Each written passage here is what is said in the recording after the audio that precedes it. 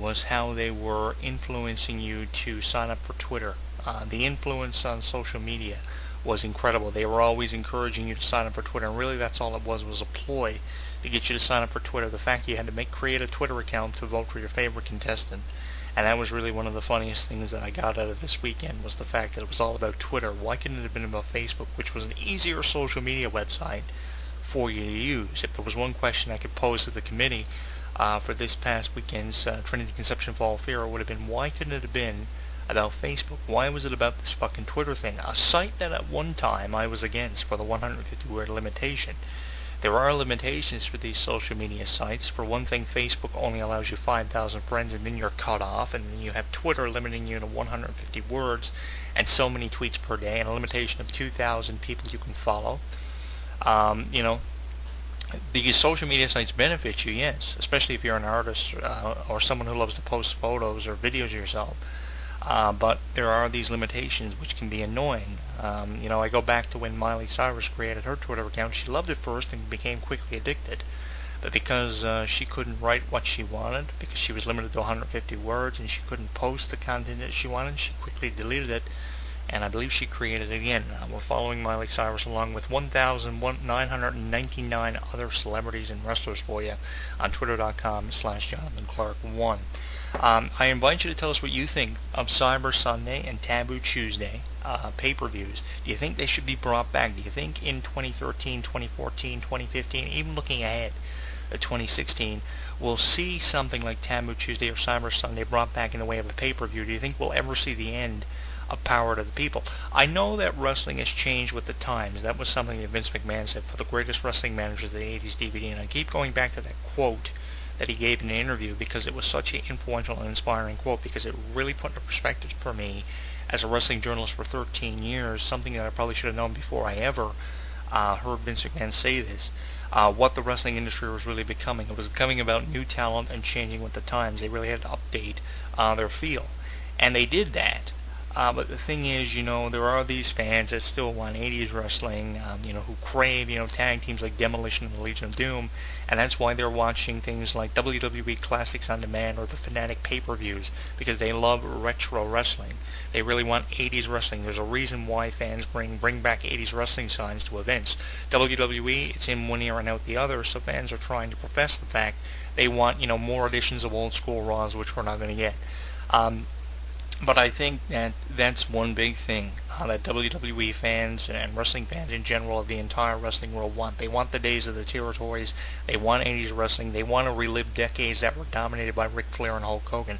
Things that will never be brought back the way they were, but I think that that's really what fans want. I think that bringing back Taboo Tuesday and Cyber Sunday would give WWE not a full 100% 360-degree turn on the perspective of how the company perceives itself, but I think that it would be the first step to restoring a little bit, if anything, on a 3 to 5, on a 5-star scale, at least 2 out of 5 stars.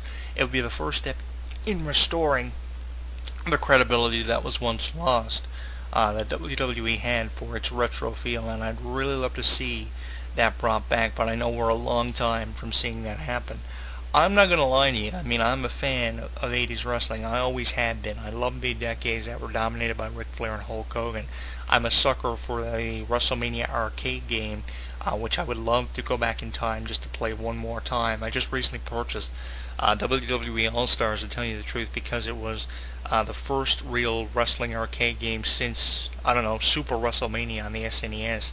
And you have so many incredible wrestlers in this game. You have everyone from the Macho Man Randy Savage to the Ultimate Warrior, and you can have matches virtually between anybody. You can have a Bret Hart Ultimate Warrior or a Macho Man Randy Savage Hulk Hogan match if you want. You can kind of create your own dream matches, and you also have the opportunity to have the newer superstars like Cena and Randy Orton go up against a team like Hulk Hogan and the Ultimate Warrior. What would ever happen if the greatest matches of all time actually came into fruition? It's fun playing, that game, because it kind of brings back an old type retro feel for professional wrestling. I was kind of against the game first because of the visuals I saw on IGN, and I was kind of against just the whole idea of the game because the wrestlers are huge and it's just an arcade game, 10 matches and you're done, each section of the game, and then you have this fantasy warfare thing, it just didn't add up for me. So that's why, first off, I bought WWE 12 because of the story mode and just how detailed it was. And I'm really excited for WWE 13.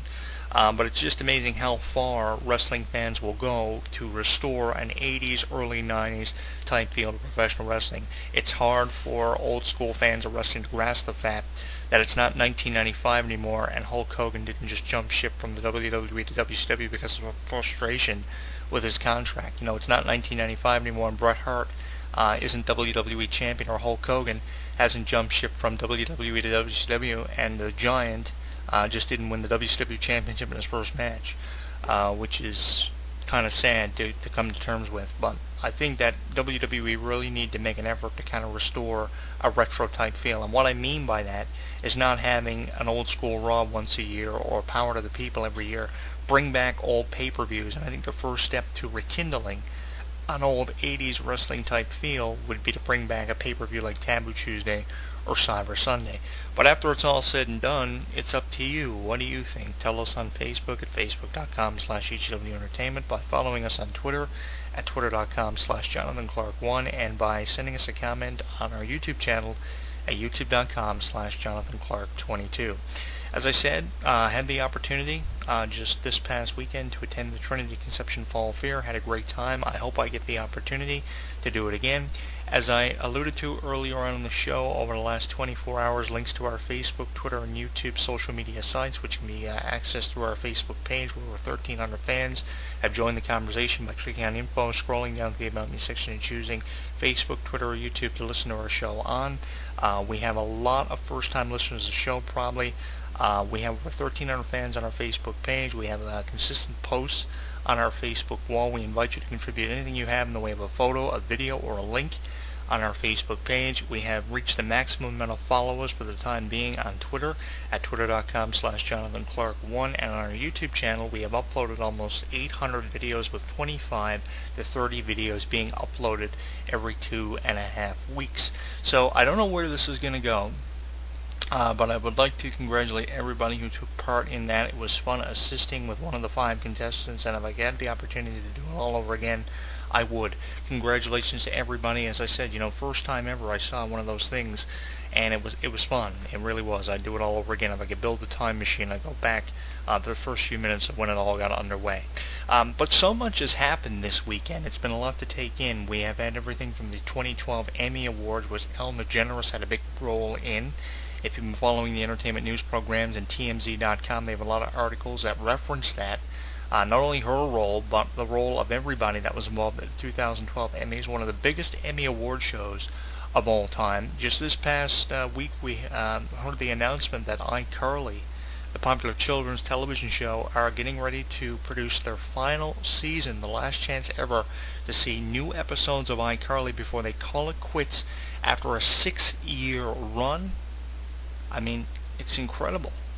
You know, what point we have reached in entertainment. We're seeing shows like, you know, Sweet Life on Deck last year, Hannah Montana in 2010, and now iCarly, a show I thought would last forever because of the popularity of their website, how many fans they had, how many videos were being uploaded.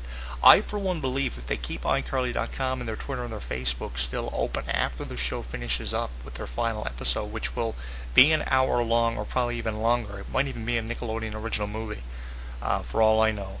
But I, for one, believe if they keep the website open, fans are still going to be uploading videos. By popular demand, that show is a show that could probably be brought back because of the popularity of it. It was probably the longest running children's show that related to all age demographics, one of them at least.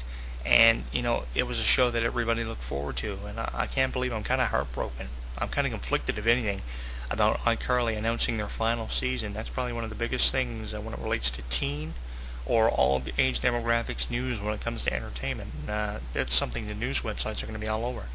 iCarly finished. You know, I always had a dream of outlasting iCarly, and it's sad to realize that this radio show, after 1,186 editions of the program, have outlasted iCarly. That number again, 1,186 editions of HEW Entertainment Radio have outlasted iCarly after an unprecedented 6-season run. That's about 6 to 8 years one of the most popular children's television shows in television history when it relates to all age demographics, especially teens.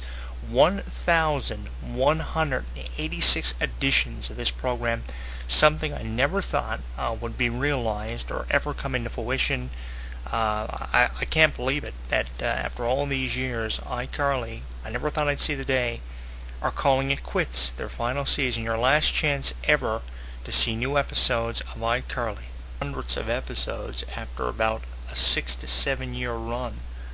I mean, it's unbelievable just realizing that. We've had the Emmys, we've had the announcement of iCarly, and I had the chance to attend the Trinity Conception Fall Fair this past weekend. For those who are wondering one more time about the video that we've uploaded to our Twitter and our YouTube, that video will remain up and remain consistent for the next several weeks to increase the views. In less than 24 hours, that video of the contestant has reached over 60 views. We're hoping to up the views to at least 1,000. So if you haven't seen it, head to our Twitter and our YouTube channel. So for those who are wondering what the fuck is up with that video, that's why it's there. And it was a whole lot of fun producing that video, and if I could, I'd do it all over again. As I mentioned here earlier, it will remain consistent for support, and we do invite you to send us and give us your support in the way of a view or a comment. It is available on our Facebook page, on our wall post. You might have to scroll down through our wall post archives to find it.